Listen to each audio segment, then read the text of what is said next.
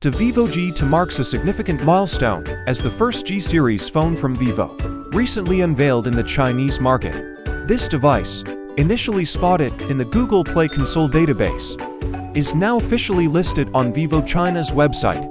Let's dive into the details of its specifications, features, and pricing.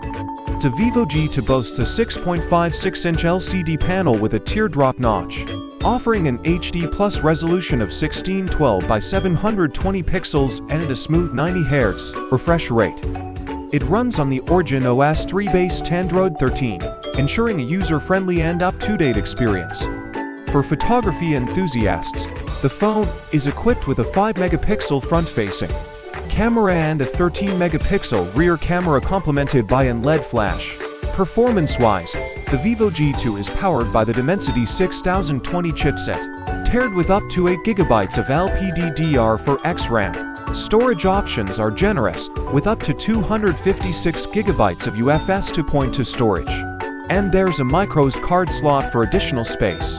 The device's endurance is supported by a robust 5000 mAh battery, featuring 15 charging through a USB-C port. Other notable features include dual SIM support, 5G connectivity, 5 GHz Wi-Fi, Bluetooth 5.1, GPS, a 3.5mm audio jack, and a side-facing fingerprint scanner for enhanced security.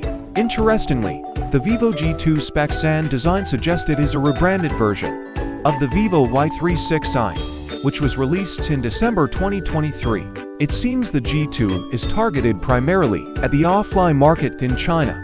In terms of pricing, the Vivo G2 is available in 4 variants: 4GB plus 128GB, 6GB plus 128GB, 8GB plus 128GB, and 8GB plus 256GB. These are priced at 1199 yuan, $167, 1499 yuan, $210, 1599 yuan, $225, and 1899 yuan, $265, respectively. The phone is available in a sleek deep sea black color.